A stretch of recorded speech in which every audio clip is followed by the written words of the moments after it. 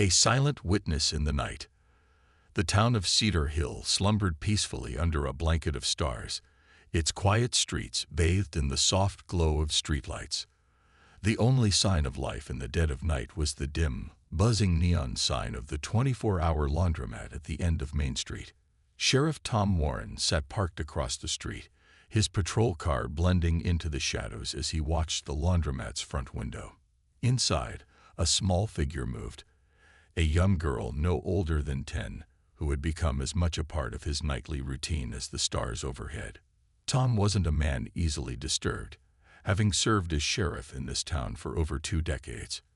At 55, he was well acquainted with the rhythms of Cedar Hill, a town that rarely saw crime more serious than the occasional petty theft.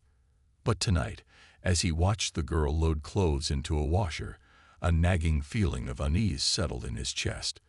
She was alone, as she had been every night for the past week, always appearing around midnight, carrying a faded, oversized backpack filled with clothes. He took a sip of his lukewarm coffee, his mind filled with questions. Where were her parents? Why was a child out alone at such an hour? Each night he'd waited, expecting someone to join her. An older sibling, a parent, anyone who might explain her presence. But no one ever came. She'd arrive, do her laundry with a quiet efficiency that seemed almost unnatural for a child her age, and disappear into the night before dawn. In the silence of his patrol car, Tom's gaze drifted to a photograph on his dashboard. It was an old picture, the edges worn from years of handling. A woman with soft brown hair and a warm smile stood next to a girl with pigtails who clutched a stuffed bear. His wife, Lena, and his daughter, Grace, the family he'd lost in a car accident 5 years ago. The memory was a scar he carried daily, a wound that ached even in moments of peace. Watching the young girl in the laundromat stirred memories he'd long buried, reopening wounds that had never truly healed. Shaking off the painful memories, Tom turned his attention back to the laundromat. He told himself he'd simply approach her, ask if she needed help. But when he opened the car door, his heart beat faster, a mixture of anxiety and curiosity urging him forward. As he crossed the street, he tried to adopt a calm demeanor, not wanting to startle her. The laundromat was empty except for the girl, who was carefully folding a worn t-shirt, her small hands moving with practiced care. She didn't notice him at first, so engrossed was she in her task. He cleared his throat gently, and she looked up, her dark eyes widening with surprise. For a moment, they simply stared at each other, the girl frozen like a deer caught in headlights. "Hey there," Tom said, softening his voice. "I'm Sheriff Warren. Don't mean to scare you, just wanted to check on you, make sure you're all right." She didn't respond, her eyes flicking back to the laundry, as if hoping he'd disappear if she ignored him. Tom knelt down, trying to make himself less imposing. "What's your name?" he asked gently, offering her a reassuring smile. After a long pause, she mumbled, "Maya." "Maya," he repeated with a nod. "That's a beautiful name. Do you come here every night?" Maya's eyes dropped to the floor, and she fidgeted with the hem of her oversized sweater. Her silence spoke louder than words, and Tom felt a pang of sympathy. She was so small, so fragile-looking, yet there was a quiet resilience about her, a strength in the way she moved, as though she were carrying burdens too heavy for her dumb shoulders. "Do you live around here, Maya?" he pressed gently, careful not to sound too intrusive. She looked up at him, her dark eyes filled with something he couldn't quite place. Fear, maybe, or perhaps just a weariness beyond her years. She didn't answer, but instead went back to folding her clothes, each movement deliberate, almost ritualistic. Tom's chest tightened as he watched her, the memories of his own daughter flooding his mind once again. Grace had been around Maya's age when she died, and seeing Maya, a young girl alone in the middle of the night, stirred emotions he tried to bury. He wasn't just a sheriff watching over a stranger. He was a father mourning a daughter, and somehow he felt a strange connection to this child. He reached into his pocket, pulling out a small flashlight and holding it up. "Do you need a ride home? I can drop you off," he offered, his voice gentle. Maya shook her head, clutching her bag tightly. "I'm okay," she whispered, her voice barely audible. She glanced at the clock on the wall, then at the door, as if eager to leave but afraid to make a move. Tonight, though, he was determined to get answers. He watched Maya from the car, noticing how her shoulders slumped as she folded a large, heavy sheet. The laundromat was silent but for the rhythmic hum of the machines, each whir and buzz accentuating the eerie isolation of the little girl's presence. As Tom watched her, an ache twisted in his chest, a nagging worry that grew sharper with each passing night. This wasn't just about making sure she was safe. It was about the haunting feeling that he was somehow failing her, that every night she stood here alone was a failure of his duty. Finally, unable to wait any longer, he pushed open his car door, his boots crunching on the gravel as he crossed the street. He took a steadying breath before opening the laundromat door, the bell chiming softly to announce his arrival. Maya looked up at the sound, her eyes widening for a brief moment before she quickly looked away, returning her focus to the shirt in her hands. "Hi, Maya," he greeted, keeping his tone warm and light. "It's Sheriff Warren again." She gave a small nod but said nothing, her gaze fixed firmly on the washer, as if the spinning clothes held the answers to life's mysteries. Tom approached slowly, stopping a few feet from her to avoid crowding her. "I was just passing by and thought I'd check in on you," he said gently. "Are you doing okay?" Maya paused, her small hands clutching the fabric she'd been folding, knuckles whitening. "I'm fine," she whispered, barely audible.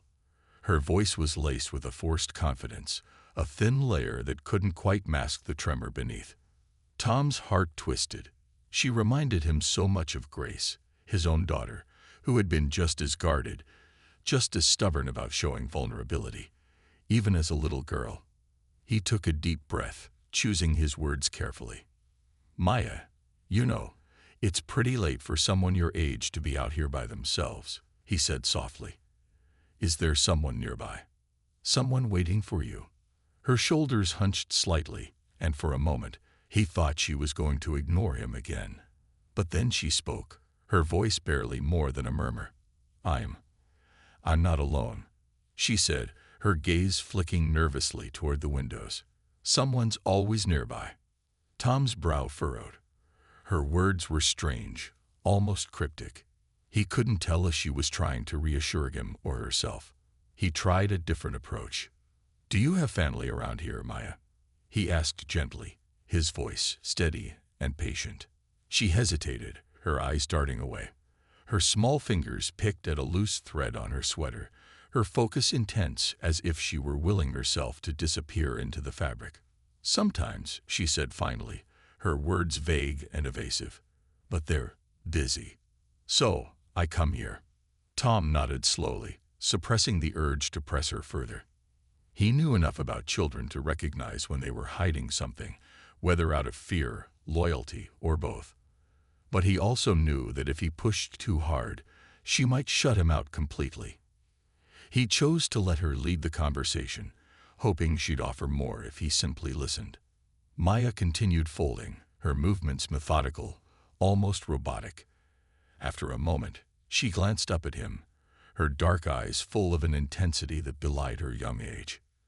"Why do you care?" she asked, her voice tinged with suspicion. "No one else does." The question struck him like a blow. And for a moment, he struggled to find an answer. Why did he care?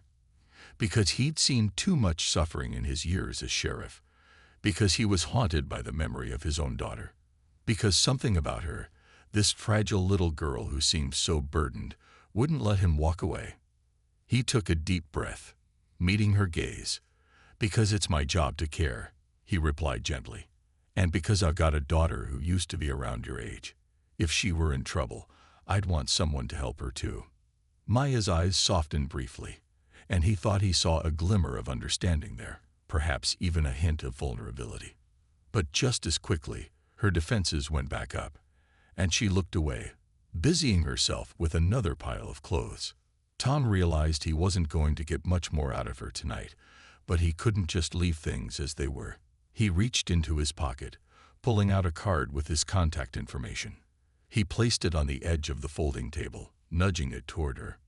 "If you ever need anything, anything at all, you can call me," he said softly. "Doesn't matter what time it is." Maya glanced at the card, her expression unreadable, but she didn't reach for it. Tom sighed, stepping back toward the door, giving her the space she seemed to crave. As he left the laundromat, he cast one last glance over his shoulder. She was watching him, her small figure silhouetted by the light, a silent, solitary figure who seemed far older than her years. Back in his car, Tom felt a familiar heaviness settle over him. His instinct told him there was more to Maya's story than she was letting on. The way she spoke, her evasive answers, her constant glances toward the windows, all of it pointed to something troubling, something she was afraid to share. The following day, Tom dove deeper into his unofficial investigation. He combed through every local resource he could access, looking for any record that might shed light on Maya's life. He searched school records, hospital records, even child welfare reports. But each search ended in frustration. It was as if Maya didn't officially exist in Cedar Hill. Determined, he began asking around town again, this time with a sharper focus. He spoke to people who worked the night shift, the clerks at the all-night diner, the gas station attendants, and even the few people he knew in social services.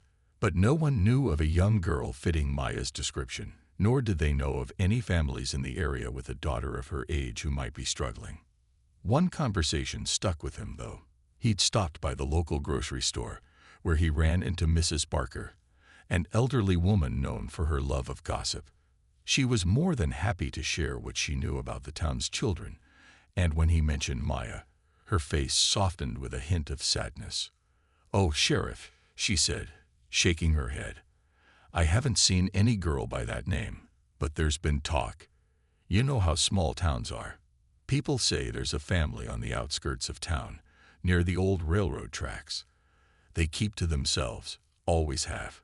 Some folks say they've got children, but, well, no one really knows for sure." The railroad tracks. It was an area Tom knew well, a part of town that had fallen into disrepair over the years, where abandoned buildings and dilapidated houses dotted the landscape. It wasn't a place for children. That much he knew. But if Maya's family lived there, it might explain her strange routine and her reluctance to speak openly. That night, as he patrolled the quiet streets, Tom felt the weight of his responsibility pressing down on him. The thought of Maya returning to some cold, broken-down house filled him with a fierce protectiveness, a drive to uncover the truth. He knew that the people in that part of town rarely welcomed visitors, especially law enforcement, but he was willing to take that risk. Near the end of his shift, he found himself parked across from the laundromat once again. Maya was there, just as he expected, loading clothes with the same quiet efficiency. She moved with the precision of someone who had done this 1,000 times, each gesture careful and practiced. Watching her, Tom felt a pang of sadness mixed with anger. No child should bear such burdens alone. He waited until she left, following her at a safe distance. She walked quickly, her small frame nearly swallowed by the darkness, disappearing into the shadows along the edge of town. He trailed her to the old railway district, where crumbling houses sat in silence, their windows dark and hollow. Maya slipped into a narrow alleyway and entered one of the rundown houses, her small figure vanishing into the night. Tom stopped his car a short distance away, his chest tight with a sense of dread. The house looked abandoned, the windows boarded up, the yard overgrown with weeds. It was hardly fit for anyone to live in, much less a child. As he sat there in his car, watching the house, he felt a surge of anger and sorrow. No child should have to live like this. And yet, for whatever reason, Maya was here, alone in a place where she didn't belong. The next morning, Tom reached out to social services again, determined to escalate his concerns. But he knew it would take time to get answers, to navigate the red tape and bureaucracy. In the meantime, he vowed to keep an eye on Maya, to protect her in whatever way he could. As he ended the call, he looked down at the photograph on his dashboard, his daughter's face smiling up at him. He made a silent promise to himself, a vow that he wouldn't let Maya slip through the cracks. Whatever it took, he would find out the truth.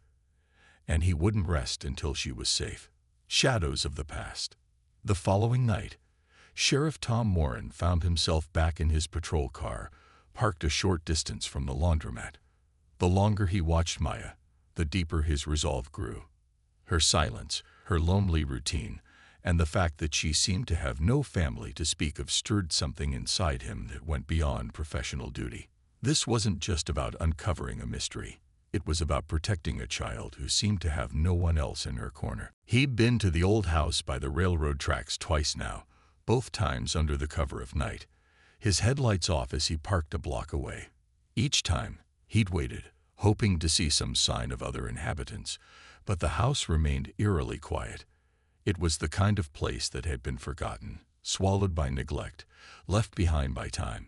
He couldn't imagine a child calling it home. Tonight, he intended to make his presence known. As he approached the laundromat, Maya looked up, her eyes widening slightly when she saw him. She quickly turned her attention back to the clothes she was folding, her small hands moving more quickly, her tension almost palpable. Tom took a deep breath, steeling himself to ask the questions he hadn't yet dared to ask. "Maya," he began softly, stopping a few feet away from her, "I've seen you here every night this week. Do you live nearby?" She kept her gaze down, her face expressionless. "Yes," she murmured, her voice barely audible. "Do you live with family?" He pressed, careful to keep his tone gentle. "Anyone looking out for you?" There was a long pause. Maya's hands froze for a moment, her small fingers clutching the fabric of a sweatshirt. She didn't look up, and when she finally spoke, her voice was flat, emotionless. "Yes," she said, but the word sounded hollow, as if it held no weight. Tom waited, hoping she might elaborate, but the silence stretched on. He could sense her discomfort, see the way her shoulders tensed as if bracing for something. He wanted to reach out, to tell her she didn't have to be afraid, but he knew better than to push too hard. "Maya," he said softly, "I want to make sure you're safe.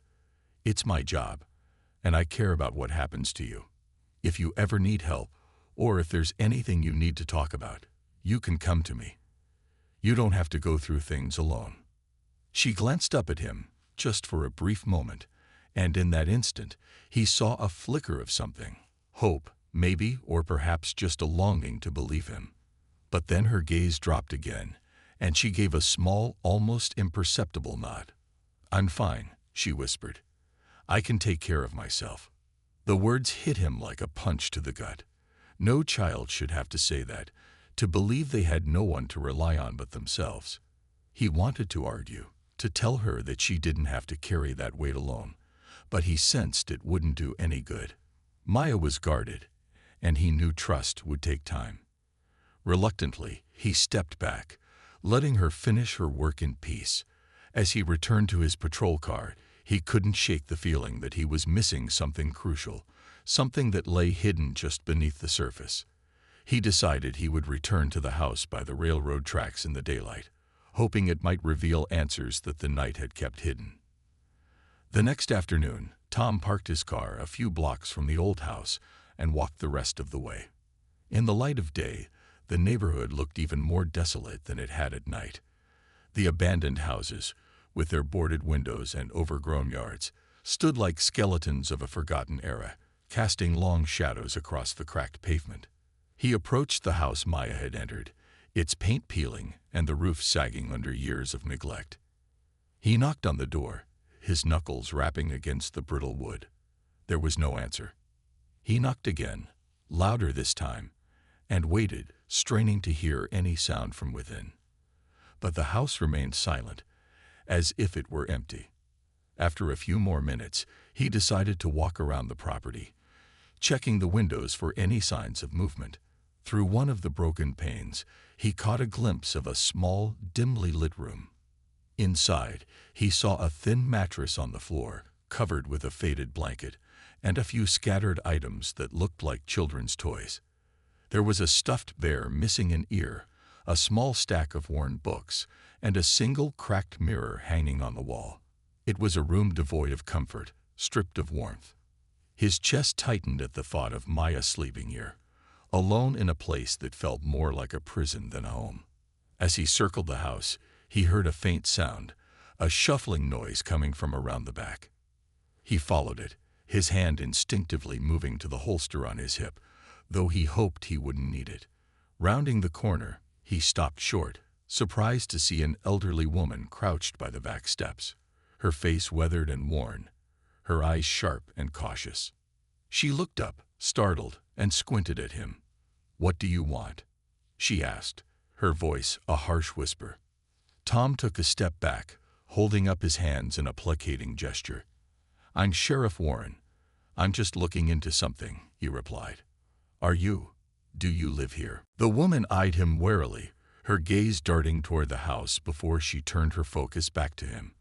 "I used to," she muttered, almost to herself. "Still come by sometimes, check on things." Her voice softened slightly, but her expression remained guarded. "Do you know a young girl named Maya?" Tom asked, careful to keep his tone gentle. The woman's eyes narrowed, a flicker of recognition crossing her face. She glanced around, as if making sure they were alone, before speaking again. "Maya, huh? Sweet kid. Comes by sometimes.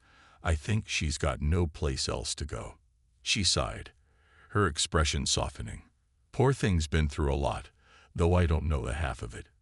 "What do you mean?" Tom pressed, his heart pounding with a mix of hope and dread. The woman looked away, her gaze distant. Her family, well, they were troubled folks, you could say. Came and went, like ghosts. And then one day, they just didn't come back.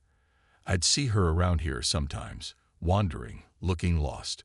Tried to offer her some food now and then, but she's proud, that one. Hardly ever accepts help. The weight of her words settled over him, the pieces of Maya's story slowly beginning to fit together in his mind. She had no family, no home, no support. She was a child adrift in a world that had abandoned her, forced to fend for herself in a way no child should ever have to. "Do you know where she stays?"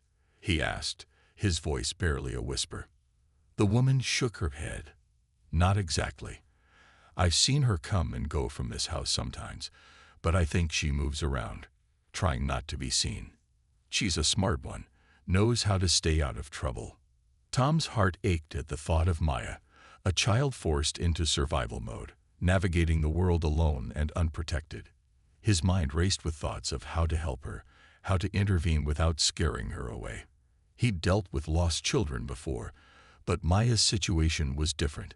She was like a ghost herself, slipping through the cracks, unseen and unclaimed. "Thank you for your time," he said, his voice laced with sincerity. The woman nodded, a look of sorrow crossing her face as she watched him walk away. That night, Tom returned to the laundromat, determined to speak with Maya and offer her more than just words. He'd made some calls to social services, laying the groundwork for assistance, though he knew the process would be slow and bureaucratic. But he had to try. He couldn't bear the thought of her spending another night in that abandoned house, alone and vulnerable. When Maya entered the laundromat, she looked more exhausted than usual, dark circles under her eyes, her movements slower and more deliberate. Tom approached her cautiously, his heart heavy with the knowledge of what he'd discovered. "Maya," he said softly, stopping a few feet away from her. I know things aren't easy for you right now. I know you don't have a safe place to stay." Her shoulders stiffened, and she shot him a look that was equal parts fear and defiance. "I'm fine," she muttered, her voice trembling slightly. Took a step closer, his tone gentle. "You don't have to be fine all by yourself. There are people who want to help you, who can make sure you have a safe place to sleep, food to eat. You don't have to do this alone." She shook her head, her eyes brimming with tears that she quickly blinked away. "I don't need help," she whispered, but the words sounded hollow, like a mantra she'd repeated to herself too many times. Tom knelt down, bringing himself to her eye level. "It's okay to accept help, Maya. It doesn't make you weak. You're strong, stronger than most adults I know. But even the strongest people need help sometimes." She stared at him, her expression wavering, and for a moment, he thought he saw a crack in her defenses. But then she looked away, her jaw set stubbornly. "Promise me you'll think about it," he said quietly, his voice filled with a gentle plea. She didn't answer, but the look in her eyes told him she was listening, that somewhere inside, a part of her wanted to believe him. As he left the laundromat that night, Tom felt a flicker of hope mingled with the familiar weight of sorrow. He knew the road ahead would be difficult, but he was willing to walk it with her, step by step. Maya's story was unfolding, layer by painful layer, and he was determined to see it through. He would not abandon her. Not now. Not ever. A glimpse behind the mask. Sheriff Tom Moran spent the next few days preparing for what he knew would be a delicate intervention. Maya's situation haunted him, tugging at memories and instincts he couldn't ignore.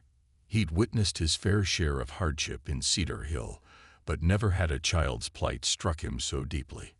Her stoic resilience was admirable, but also tragic. A child should never have to carry burdens so heavy.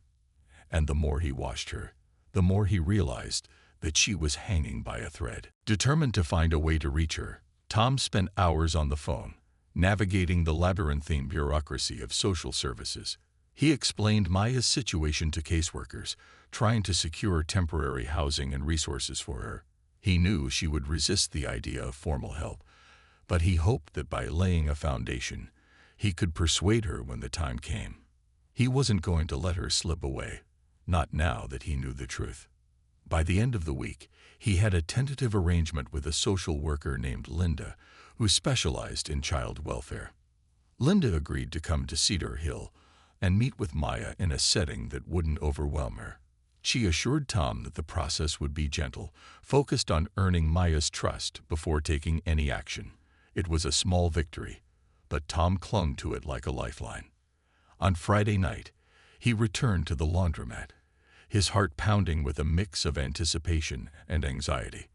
He knew that if Maya sensed his intentions, she might flee, and he couldn't bear the thought of losing her to the shadows again. As he approached the laundromat's entrance, he took a deep breath, trying to calm his nerves. Inside, Maya was already busy, her small figure hunched over a pile of clothes. She didn't look up when he entered, but he saw her shoulders tense, a sign that she was aware of his presence. He approached slowly, stopping a few feet away to give her space. "Hi, Maya," he greeted softly, his tone casual. "I just wanted to check in. How's everything going?" She shrugged, her gaze fixed on the clothes in front of her. "It's fine," she murmured, her voice barely audible. Tom took a deep breath, choosing his words carefully. "You know, I've been thinking about what we talked about last time. I want you to know that there are people who can help you. Good people who can make sure you're safe and cared for." She looked up then, her eyes narrowing with suspicion. "I told you, I don't need help. I'm fine on my own." The fierceness in her voice was like a wall, one she built to protect herself from a world that had failed her too many times. Tom could see it in her eyes, the fear, the mistrust, the hurt that ran so deep it had turned into defiance. He took a small step closer, lowering himself to her level. "I understand," he said gently, "and I know you're strong, stronger than most people I know. But even the strongest people need someone to lean on sometimes." She shook her head, her hands clenching into fists. "I don't have anyone," she whispered, her voice choked with emotion. "Everyone leaves. Everyone." The raw pain in her words hit him like a punch to the gut. For a moment, he saw his own daughter, Grace, her tear-streaked face flashing through his mind. He remembered the nights after Lena and Grace's accident, the empty ache that had consumed him, the nights he'd spent alone, drowning in a grief so profound it felt like a physical weight pressing down on his chest. He reached out, his hand hovering just above her shoulder. uncertain if she would accept the gesture. "Maya, I promise you this. I'm not going to leave you. I'm here, and I'll stay as long as you need me." She looked at him, her dark eyes filled with a mixture of disbelief and something else, something fragile, like hope. She didn't pull away, and for a brief moment, he felt a connection pass between them, a silent understanding that went beyond words. He reached into his pocket and pulled out a small, folded piece of paper. "Here," he said, holding it out to her. "This is the name and number of someone who can help you. Her name is Linda, and she's a social worker. She's kind, and she's helped a lot of kids. If you ever feel ready, you can call her, and she'll listen." Maya took the paper hesitantly, her fingers trembling as she unfolded it. She read the name and number, her expression unreadable, before folding it again and slipping it into her pocket. She didn't say anything, but he saw the faintest glimmer of acknowledgement in her eyes. "Thank you," she whispered, so quietly he almost didn't hear it. Over the next few days, Tom kept a close eye on Maya, observing her movements from a distance. He wanted to give her space, to let her process the idea of accepting help without pressure. But he also knew that time was running out. Winter was coming, and the thought of her wandering the streets, alone and vulnerable, filled him with a gnawing dread. One evening, just as the sun dipped below the horizon, Tom spotted Maya leaving the laundromat earlier than usual. She was carrying her oversized backpack, her small frame hunched against the evening chill. He followed her at a safe distance, his car creeping along the street as she made her way toward the abandoned house near the railroad tracks. When she reached the house, she paused, glancing over her shoulder as if sensing his presence. Tom quickly turned off his headlights, watching as she slipped into the shadows. He waited a few minutes before parking his car and approaching the house on foot. He reached the front door and knocked softly, his heart pounding with a mixture of anxiety and hope. The door creaked open a few inches, and he saw Maya's face, her expression a mixture of confusion and wariness. "Sheriff?" she asked, her voice tinged with suspicion. "What are you doing here?" Tom forced a gentle smile. "I just wanted to check in, make sure you're doing all right." She opened the door a little wider, allowing him to see inside. The room was dimly lit by a single candle, casting flickering shadows across the bare walls. The floor was covered with old newspapers, and a thin blanket lay on the worn mattress in the corner. It was a space devoid of comfort, a far cry from the warmth and security a child deserved. "Maya," he began, his voice thick with emotion. "You don't have to live like this. There are places where you can be safe, where you don't have to worry about being alone." She crossed her arms, her expression hardening. "I don't need anyone's pity," she said defiantly. "I'm fine." Tom swallowed, struggling to find the right words. He wanted to tell her that no one should have to be fine on their own, that it was okay to need others, but he knew that words alone wouldn't break through the walls she'd built. He took a deep breath, deciding to take a different approach. "I lost my family, you know," he said quietly, his gaze fixed on a spot on the floor. "My wife and daughter. They died in an accident a few years ago." Maya's eyes widened slightly, a flicker of empathy crossing her face. She said nothing, but her posture softened, and he sensed that she was listening. "For a long time, I thought I could handle the pain alone. I thought I was strong enough to get through it without anyone's help." He looked up, meeting her gaze. "But I was wrong. I needed people to help me, to remind me that I didn't have to carry that weight all by myself." She shifted, her arms relaxing slightly as his words seemed to sink in. "But I don't have anyone like that," she murmured, her voice laced with vulnerability. "Everyone I had is gone." Tom's heart ached for her, for the loneliness and abandonment that had shaped her life. He took a small step forward, careful not to intrude on her space. "You have me," he said softly. "And if you're willing, I'd like to help you find more people, people who can give you the support and care you deserve." A tear slipped down her cheek, and she quickly wiped it away, her expression hardening once more. "I don't need anyone," she muttered, though her voice cracked with the weight of her pain. Tom placed a hand on her shoulder, a gentle, reassuring gesture. "It's okay to need someone, Maya. It doesn't make you weak. It just makes you human." They stood in silence for a moment, the room filled with the unspoken understanding between them. Tom could feel the tension in her shoulders, the years of pain and mistrust that had built up, but he also sensed a small crack in her defenses, a tiny glimmer of hope that maybe, just maybe, she didn't have to face the world alone. He handed her a small package he'd brought, a warm blanket, a few snacks, and a flashlight. "I know it's not much, but I thought it might help," he said gently. "If you ever need anything else, you know where to find me." Maya took the package, her fingers brushing against his hand as she accepted it. She looked up at him, her dark eyes filled with a mixture of gratitude and sorrow. "Thank you," she whispered, her voice barely more than a breath. Tom nodded, his heart heavy yet hopeful. As he left the house, he felt a sense of purpose settle over him, a resolve that he hadn't felt in years. He would not let Maya fall through the cracks. He would fight for her, just as he wished someone had fought for him when he was drowning in his own grief. That night, as he drove back to the station, he knew that his life had changed. Maya had become more than just a case. She was a beacon of hope, a chance for redemption, and he was determined to see it through, no matter how long it took. For the first time in years, Sheriff Tom Warren felt that his heart was beginning to heal. Confronting the darkness, Sheriff Tom Warren returned to his office the next morning with a renewed sense of purpose. The previous night's encounter with Maya had left him with a profound understanding of her vulnerability and a fierce determination to protect her. He knew he couldn't simply drop off supplies and hope for the best. He had to address the deeper issues, the hidden forces that had led her to live such a solitary and heartbreaking life. He sat at his desk, staring at the stack of paperwork waiting for him, his mind already forming a plan. He had exhausted the usual routes, checking school records, speaking to locals, and looking for any official documentation of Maya's guardians.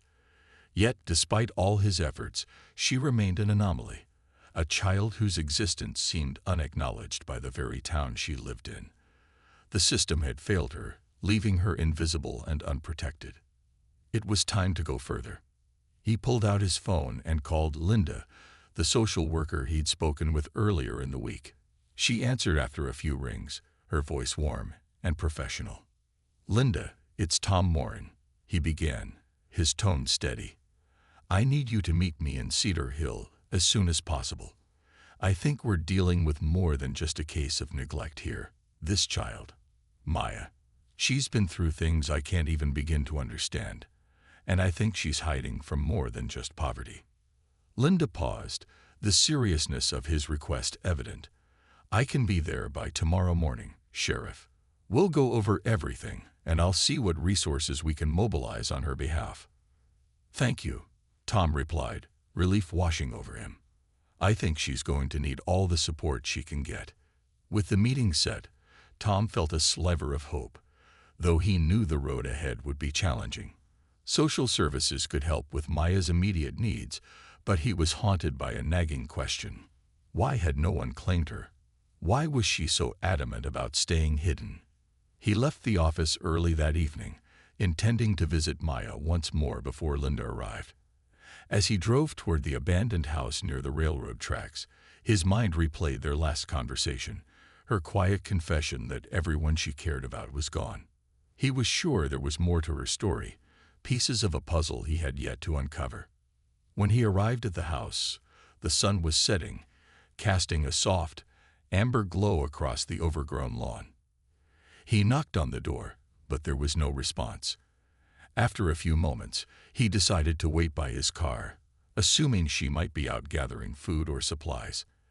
As he leaned against the hood, he saw movement out of the corner of his eye. Turning, he noticed a man standing a few houses down, his expression unreadable as he watched Tom from the shadows. The man looked rough, his clothes worn, his hair unkempt, and his gaze unfriendly.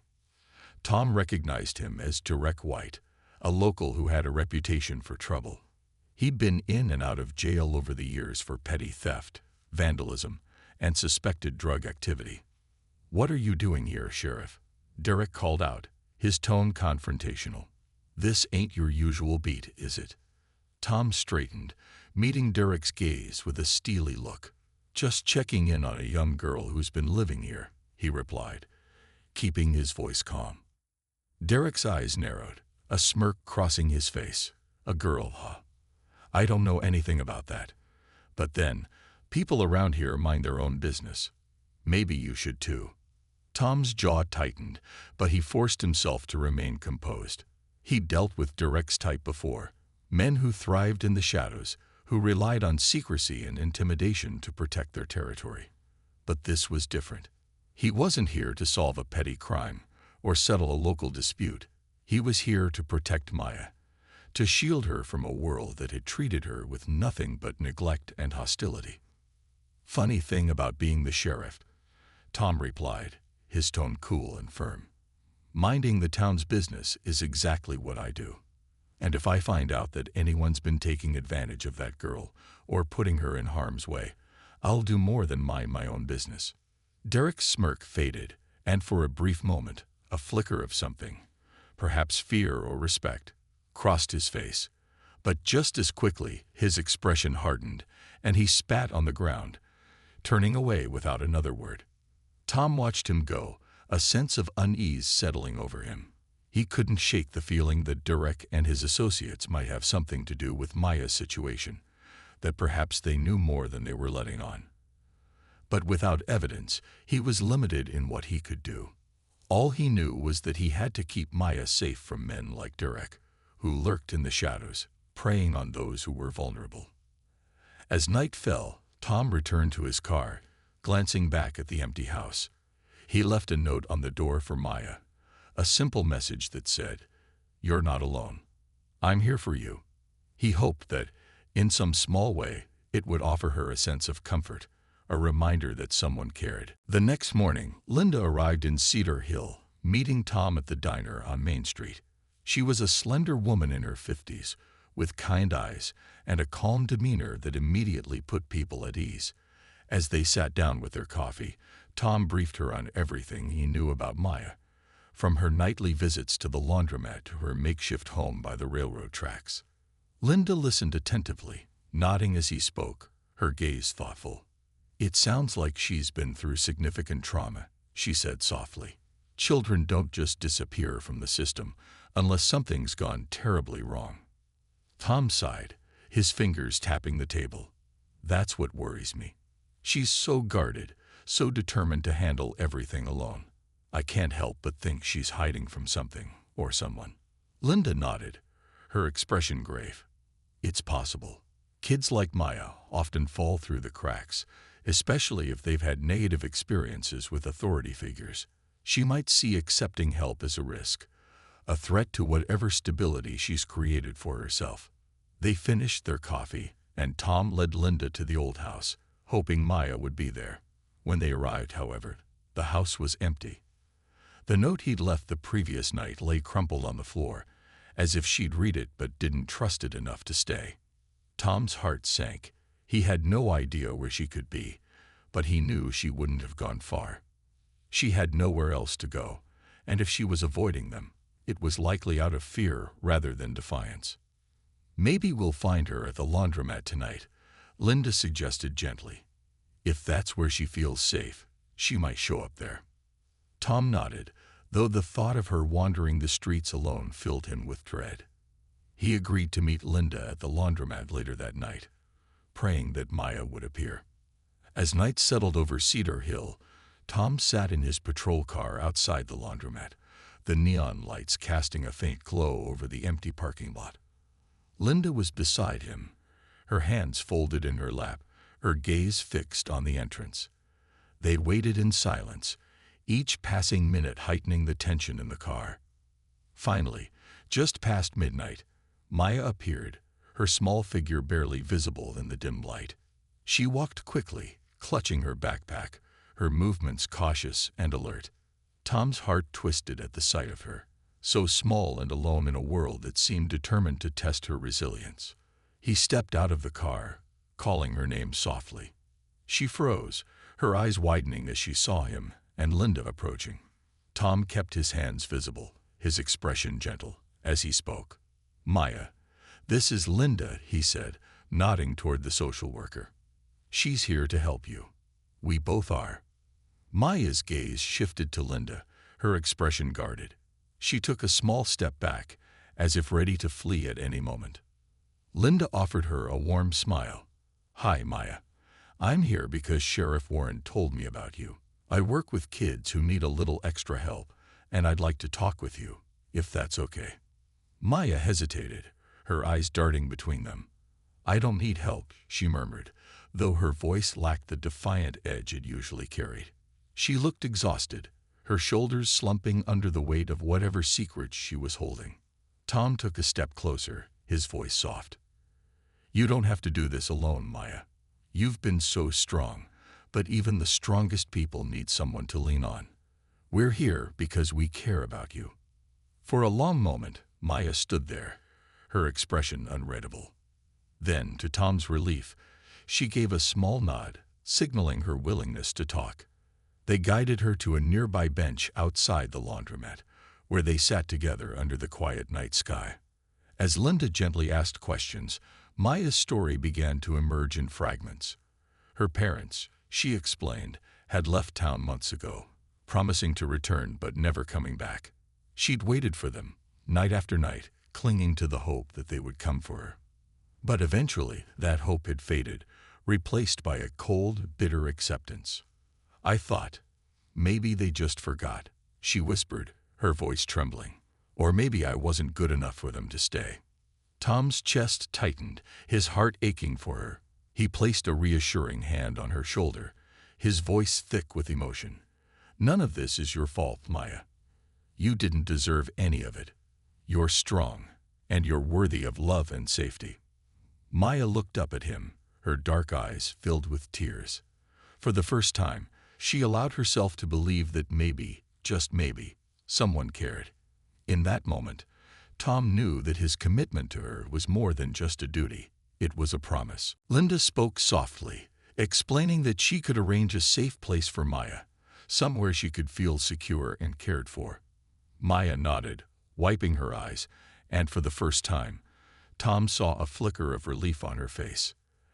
As they walked her to the car, Tom felt a surge of hope, a sense that maybe they were finally breaking through the darkness that had surrounded her. He knew there would be challenges ahead, that Maya's journey was far from over. But as she climbed into the back seat, clutching the blanket he'd given her, he felt a quiet certainty. Maya had found her way out of the shadows, and he would be there to guide her into the light. A path to healing. The drive to the safe house was quiet, the hum of the car punctuated only by the faint sound of Maya's breathing in the back seat. Sheriff Tom Morin glanced at her through the rearview mirror, noting the way she clutched the blanket he'd given her, as if it were a lifeline. She stared out the window, her gaze distant, lost in a sea of thoughts that he could only begin to imagine. Beside him, Linda, the social worker, gave him a reassuring nod. She'd arranged for Maya to stay at a temporary foster home with a trusted family in a nearby town, a place where Maya could finally feel safe. Tom had met the family before, and he trusted them implicitly. They were kind, gentle people who had fostered children for years and knew how to help kids like Maya begin to heal. As they pulled up to the small, cozy house at the edge of town, Maya's grip on the blanket tightened. Her eyes flickered with uncertainty, and for a moment, Tom feared she might refuse to leave the car. He parked and turned around, offering her a gentle smile. "Maya," he said softly, "this is a safe place. The people here are good. They know how to take care of kids who've been through hard times. You don't have to be alone anymore." She looked at him, her expression wary. Are you coming in with me?" she asked, her voice barely above a whisper. Tom felt a surge of emotion at the question, the vulnerability in her tone cutting through him. "Of course," he replied, his voice steady. "I'll be right by your side." Linda gave him a grateful smile as they exited the car, leading Maya to the front door. Mrs. Larkins, the woman who would be caring for Maya, opened the door and greeted them with a warm, gentle smile. She was a middle-aged woman with kind eyes and a calm presence, her house filled with the smell of fresh baked bread and the comforting hum of an old clock ticking in the hallway. The walls were decorated with family photos and children's artwork, creating an atmosphere that felt like home. "Hello, Maya," Mrs. Larkins said, bending down slightly to meet her at eye level. "We've been looking forward to meeting you. I've got a cozy room set up just for you. And if you're hungry, I've got some warm soup on the stove." Maya glanced up at her, uncertainty flickering across her face, but something in Mrs. Larkins' gentle demeanor seemed to ease her nerves. She nodded, clutching the blanket tighter, and allowed herself to be led inside. Tom and Linda followed, watching as Mrs. Larkins showed Maya to her room. It was a small, welcoming space with a soft bed, a bookshelf filled with colorful storybooks, and a teddy bear perched on the pillow. Maya hesitated at the doorway, her gaze fixed on the bed, as if it were something foreign, a luxury she wasn't sure she was allowed to enjoy. Mrs. Larkins placed a comforting hand on her shoulder. "This is all for you, sweetheart," she said softly. "You can rest here, read, do whatever you like. You're safe now." Maya looked at her, her eyes brimming with a mixture of disbelief and tentative hope. She stepped inside, her small hand brushing over the bedspread, as if testing its softness, and then sat down slowly. She didn't say anything, but the way she leaned into the softness of the bed, her shoulders finally relaxing, spoke volumes. Tom felt a weight lift from his chest as he watched her settle into the room. For the first time, she was in a place where she could feel safe, where she didn't have to keep her guard up.